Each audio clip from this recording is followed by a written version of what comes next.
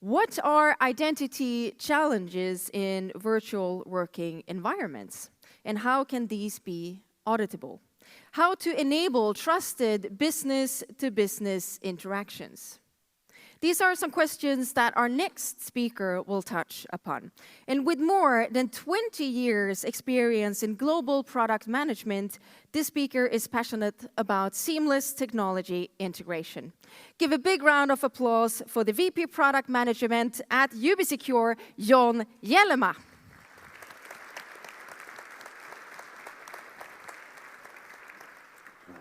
Thank you. Good morning, ladies and gentlemen. Everybody's doing well this morning, I hope? Excellent. We're still awake. We're here. Excellent first presenter. I'll take us in a slightly different direction. Identity is something that I'm passionate about. Like I was introduced as, I've been a product owner for a very long time. But let's make a little game first, okay? The question is, who am I right now? What am I doing? What am I representing? How am I interacting with each of you? And what other interactions might be going on at this moment? I'll go through a few steps. I'm going to push through the slides. We can come back and ask questions. You can find me at the booth later when you want to know about the detail pieces. But for the presentation, I'm going to start off and say, let's commit a little fraud. Let's play a game of identity theft, right? So I'm going to tell you that my name is Craig Bowman. I'm a senior director for the federal government for VMware. And most of you in this room won't know the difference. Am I John Jellema or am I Craig Bowman? Well, Craig is Craig Bowman. You can look him up. He's got verified credentials in his LinkedIn profile. Good colleague of mine from prior organization. I can say my name is Dr. Hans Rosling. I'm from the Karolinska Institute and from Gapminder. Some of you will have seen his TED Talks. Some of you will understand that he's unfortunately not here, and certainly that I am not Dr. Hans Rosling, right? But that's for this audience. If I take those same credentials and I present them somewhere else, I make a little practice, I might even be able to pull off a lot of his speech patterns or capabilities. I'm not going to be able to do sword swallowing, though. He's got a skill that helps to identify him uniquely. Sadly, Dr. Hans Rosling isn't with us anymore, but Gapminder still is. Again, if you guys haven't seen or experienced or explored his TED Talk or Gapminder, I would encourage you to. It's a fantastic way of learning about how we're interconnected on the planet. And this is identity. This is identity at the macro scale, at the absolute macro scale of humanity. Then I'm going to say, well, again, very sorry for all of you. John Jellema wasn't able to travel to Finland today. My name is Simon Wood. I'm the CEO of Ubisecure, right? And many of you in this room will not know whether I'm John or Simon. I haven't offered anything to prove to you any of the identities that I'm talking about. I'm not Simon. He's my boss. Some of you will have met him. Some of you will have attended presentations that he's given over the years. Sorry, that was too fast. I am John Jellema. There's no way for you to know that. So we've started at a moment of fraud in an identity community where we're all interested in the same thing. How do we prove identity? How do we need to prove identity? When I walked in today, I didn't show anything for my badge. Did you? So identity is very low value here. Okay, so identity isn't very low value here, but trust is very high. Why is that that trust is very high? You all could see me because my picture is here. My colleague came with me. He'll have a presentation this afternoon. We were asked our last names. He said Sandel, right? But there's two Sandels here at least, because then he was asked for his first name. So we could hijack each other's identity if we came here at the right timing. So if you show up first, you can steal my badge. You can probably do it next time. That's not bad. I'm going to come find you. There's not that many Jellemas floating around the Nordics. If you go down to the Netherlands, there's a few more of us. So what are our Nordic fundamentals?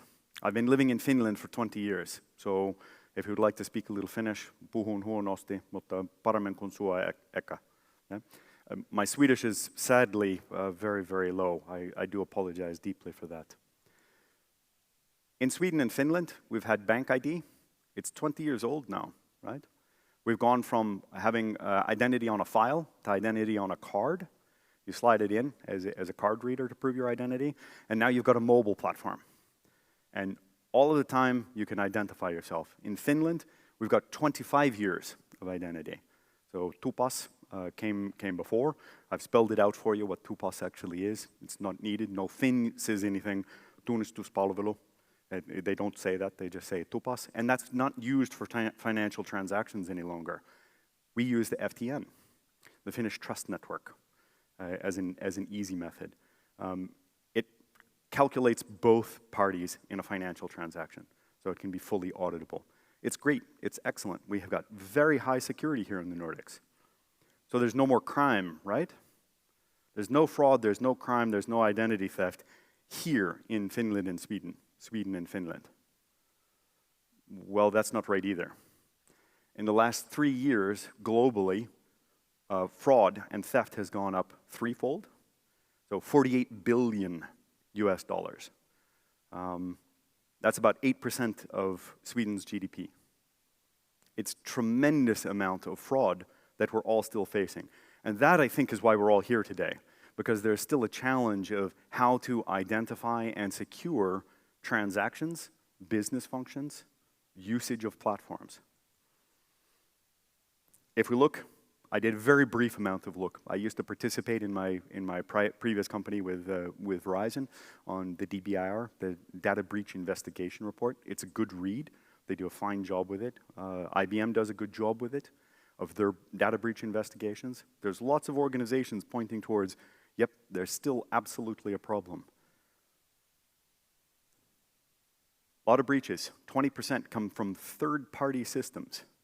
So why should you trust me? Why should you trust Ubisecure? You might be able to trust your own colleagues, but I'm a third-party company. You don't really know anything about me. You know a little bit more here in these 5 or 6 minutes that we've been speaking together. Payments are safe in the Nordics? Well, if I go onto the state bank, it says payments are relatively safe, right? Relatively safe. That's their opening verbiage for how payments here in Sweden are functioning. Relatively safe. Does that make you feel confident with what is going on with your money? That's not the way I would like the state to represent how my money is doing. If I go onto the Finnish page, they're not very clear about what they're doing. There's lots of text here. There's all kinds of problems. There's e-commerce scams, police officer impersonation. I mean, how many police officers are there in Finland that somebody can just impersonate one? And fake invoices. So, fake invoice that comes from third-party representative into your business, your accounts receivable department. Well, they just pay the invoice, right? Because you don't want to get a dunning letter, or you don't want to be wrong or get a reminder that there's an overdue bill. So what is identity today? You'll hear a lot about that across the day. We're happy to have conversations with you. All of us as sponsors are happy to talk with you about what identity is. If we look at it, it's a password. This is one of my favorite comics. It's a screen capture out of XKCD. I'd encourage you to go find how you should make a good password. So XKCD will actually suggest more simple letters. If you want to use a couple of different languages in there, a couple of different words linked together in a couple of different languages you know. I know you know too, because I'm not speaking to you in Swedish, right? You can make a very complex password that's very easy for you to remember, and the longer it is, the harder it is for a machine to guess at it. But for financial transaction, that's still not enough. You've really got to have TOTP or an MFA anyway. Some multi-factor, time-based one-time password is a good way of dealing with it. And that's today. That's available for you at all the banks for your personal identity. You can manage these kinds of things. If we look at the future, there's going to be animated or dynamic QR codes that are coming. QR codes are all over the place now. We had half a dozen here just today going, how do I exchange pieces of information? I didn't put one for XKCD because they don't have one for their own comic. But QR codes allow us to go engage with each one of the smartphone holders in a very real way, very, very quickly.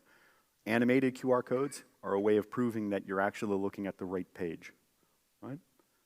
Here inside Sweden, you're going to start using those for, it's going to be mandated to start using those for financial transactions soon. Why is this user complication coming in place? There's still fraud. There's still risk of one of your payments going to the wrong place, of you being lied to or deceived by some scammer. Passkeys are coming. These are fantastic, but hard for users and hard for administrators or application writers to actually get in place. There's a little barrier towards them. If I ask, when did QR codes start? Do we all know how old QR codes are? Mid-90s, automotive industry. They wanted to figure out how to do shipping of parts, right? Delivery of parts. So they've been around for a long time. Passwords have been around for a long time. MFA has been around for a long time. Passkeys, it's a great word. It's very consumable. It's easy to translate in between lots of different languages. It's a password, but a cryptography key, right? That's a little bit easier than FIDO2 or WebAuthn, but the premise and the foundation starts in 2016.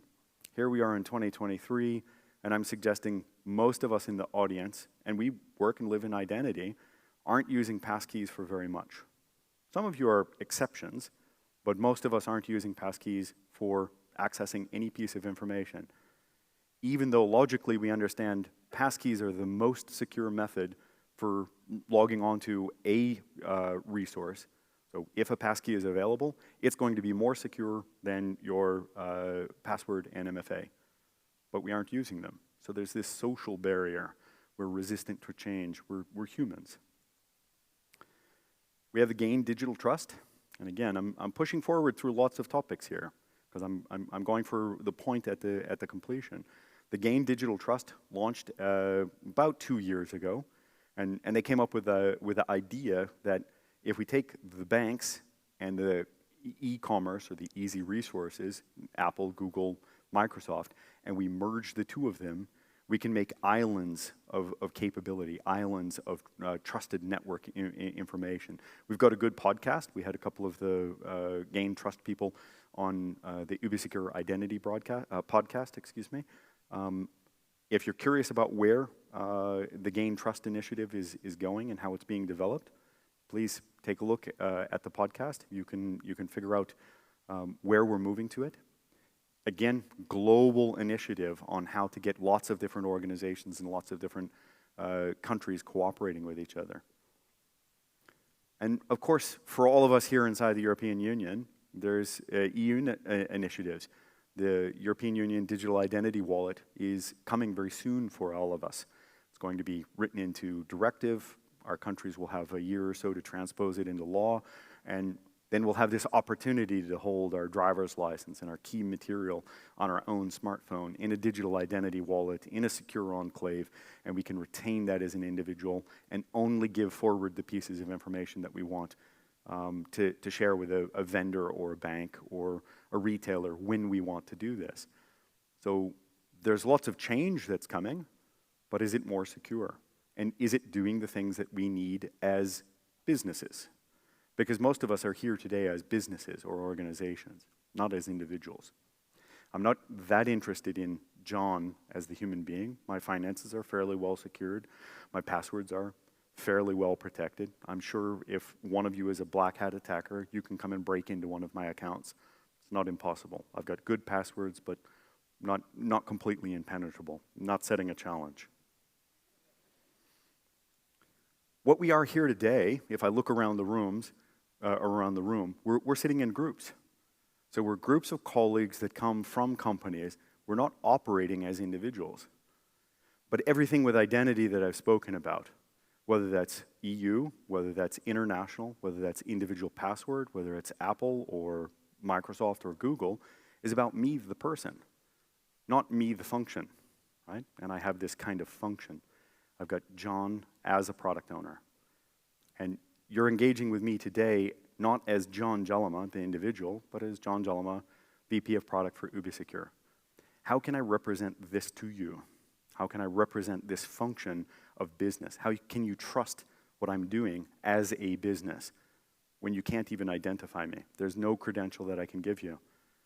My picture on a web page or on a LinkedIn profile is all that these presenters have ever had to be able to identify me, hand me a mic, and put me up on stage in front of you. We haven't shared anything else. I'm really unknown in every real way to you. All of the methods that I've talked about are individual. Right? There's a gap, there's a challenge that we have in the identity space, how to actually make this larger, or how to deal with the complication of what we do. Because how we work is changing. There's that nasty little virus that we've all sadly experienced, right? And I put it small up in the upper right-hand side so that we don't have to pay too much attention to it, because it's largely suppressed through medical science. It's fantastic. This is and I'm sure the slides will become available to you. It's a little hard to see out there in the back rows, but this is a slide from Cisco. It looks at Sweden, and it looks at meetings that are held pre and post-pandemic, and how many meetings are held. The darker blue is how many meetings are held face-to-face, and the lighter blue is how many meetings are held virtually. And this is a Cisco stat, and of course, as any business, they're biased. They want to sell their Cisco networking equipment or their Cisco telephones, but most of us in this room will say most of our days are spent on virtual meetings, whether it's Teams or Zoom or any given person, any given way. So how do you access those meetings? You get an email into your work email box, and you click the link, and you go visit and communicate with people. If there are security professionals in the room, what do you tell every one of your staff members every time you have your annual security training? Don't click emails, links in your inbox to go do things. So we're kind of working against each other on how we meet and how we represent. And then I'll ask you the next question. When you go to that meeting with me, that virtual meeting, how do you know it's me? This face talking here, but AI is getting more powerful. You can see forced video. You get a couple of pictures of me on the internet, and then suddenly AI can actually present to you that you're talking to John now. You're talking to somebody else. There's voice going on. And 6 weeks from now, when you're actually dealing with a security officer coming and saying, what did you do and who did you tell what? You'll say, well, I was on with John. I saw him, I looked at him. But we both just clicked a link to join a virtual meeting. And there's no proof that it was me clicking the link to join the virtual meeting. There's no proof that it's you in your role or your function as an individual inside a company that clicked the link to join a meeting. So I would suggest that the room and the risk is still very, very present. So if we look at the identity space today, we've got challenges. It's not necessarily about how to securely identify the individual. It's how to deal with me as a function and how to do so securely and auditably, how I make sure 6 weeks or 6 months from now that the conversation we had here today, the breakout conversations, when you contact me in a week's time and say, that was interesting, but I disagree, how do we actually make sure that that is trackable with identity management software or audit logging software or security software? And the answer is, it's not. And I'll suggest that's one of the strongest challenges facing the identity space in the next 5 to 10 years. We'll have good tools to plug all of the pieces together, but the challenge is how to actually perform this kind of greater range of auditability and security. I'll suggest that we should have been working on this already probably 10 years ago. I've been in the identity space directly for 6, product management for 15. I ran an anti-DDoS platform successfully in my prior role. We're running a successful identity management software now and scaling out, trying to address what these challenges are. Our internal research shows that business to consumer e-commerce is about $4.4 trillion globally. So that's what we spend, the things that we buy, whether it's from Amazon or any other retailer that we go shopping with. As humans, we consume about $4.4 trillion annually, and it grows up or down depending on whether we are out walking around cities or depending on whether we tell Amazon to ship everything home because there's a pandemic. As businesses, we spend on e-commerce 6.8, roughly. That's a global number. $6.8 trillion globally. And I've just told you, all of these invoices from all of these places don't have a credential set to verify, have I paid the right invoice? So if I can steal money from consumers, 48 billion a year, can I steal money from businesses? After all, if I'm going to be a criminal, if I'm going to commit fraud, am I interested in you as the individual, you as the company, or the money? And it's the money that the criminals are interested. How can I most easily get money? How can I get it, and how can I get away? Business is going to grow. More and more businesses are doing more and more online interactions together. That's really what we're here today doing. How do we link more businesses together? But we have to do so securely. I'll again stress this kind of piece. It's a slide that I showed earlier, but 19% of data breaches are due to compromises from a third party. So one of you talked to me, talked to somebody else, and there's a data breach somewhere in the system. You don't know what it is, you don't know where it comes from. 36% of the data breaches are involved in phishing. So I came out and I found one of your email addresses and I got into one of your accounts, or you got into mine, right? And suddenly there's a leak in the system, but you trust John, so it's okay. There's a theme here, right? Don't trust John. It's a good theme. I believe it myself. Don't trust John. You can verify, you can question, you can verify what we're doing together. 295 days to resolve a phishing attack. Somebody gets in and it takes almost 3/4 of a calendar year to find it and fix it. That's a huge amount of compromise space in your third-party vendors, fourth-party vendors, in your supply chain. That's where the real risk towards our businesses, towards our organizations, government, etc., stand right now. Not your personal bank accounts. Your personal bank accounts are pretty secure, pretty safe. If I take the words from the Swedish State Bank, relatively safe. Right? The challenges of identity are I bring my own identity, I bring my own device. How many of you have your own phones versus company-supplied phones? So my IT manager hates the fact that I have my own phone, and I go, I'm not driving your phone and you can't have my credentials. So we've got a gap. But I still need to identify myself with an MFA on site here. So we've got a usage problem, we've got a financing problem, we've got a control, a security problem. He's got to trust the fact that I secure my phone in my pocket. I secure my phone well. That's questionable, right? He shouldn't trust me. I've just said it. We have the notional idea that there is gig working. I've been full-time employed at Ubisecure for 6 years, but if I look around at the staff we're hiring, some of them are interested in saying, can I work for you for 3 days a week, and can I do this volunteer or this other work? It's more meaningful to me to have some money and some participation in society, or different kinds of roles, and I'm interested in maintaining both. And I'm looking for creative people to work with me, so as an employer, I'm in for that kind of piece. How do I know what you're doing at this moment in time today? How do I secure who you are at this moment with a job role or function?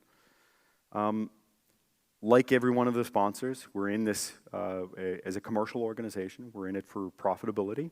We're in it to provide solutions. We think we're doing unique pieces, unique items. We'll say, well, what's your organizational identity? How do you identify yourself organizationally in the world? If you're here in Sweden, if you're in Finland, there's very strong organizational identity for companies operating inside Finland or inside Sweden. As soon as you do something more, you want to buy from outside Sweden, or you want to buy from outside Finland, or participate inside the whole European Union, well, you come down and say, how do I make sure that there's not fraud going on? How do I know there's a partner network that I'm actually dealing with? And we'll suggest that your partner should have a legal entity identifier. This came out of the GLIFE, which is one of the sponsors for the GAIN Trust. And the GLIFE is the Global LEI, or Legal Entity Identifier Foundation. It helps to identify each business uniquely across the planet. Right? And that's really a key portion. Because if I take my personal identity and I link it together with my organizational identity, I can say there's John at Ubisecure.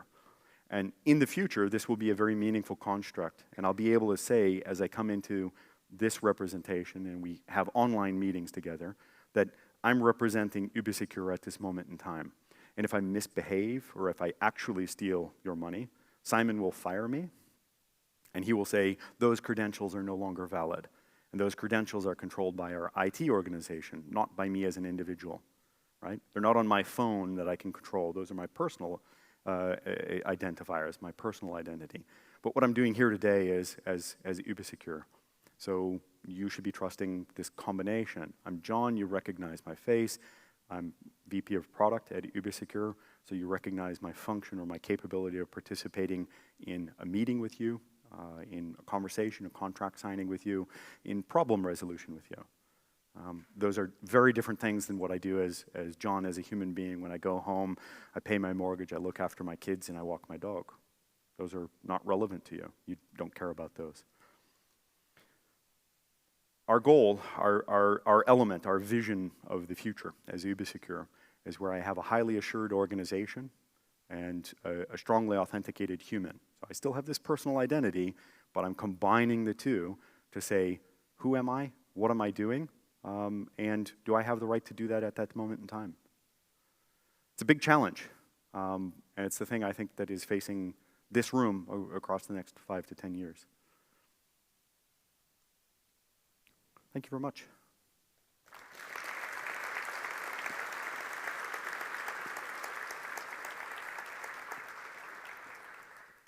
Thank you so much, John. Thank you. And I have some questions for you. Sure. I got a really interesting question from the audience, and they're wondering if identity technology and awareness, sometime will they win over crime, or will it always be a battle? It's always going to be a battle, unfortunately. I think there will be individuals that, like all of the people in this room, that secure their accounts very well, that look after their families, whether that's kids or parents, very well. And the criminals will say, can I go somewhere else? So if you look at the automotive industry, BMWs aren't stolen because they used to be stolen very heavily in the 70s.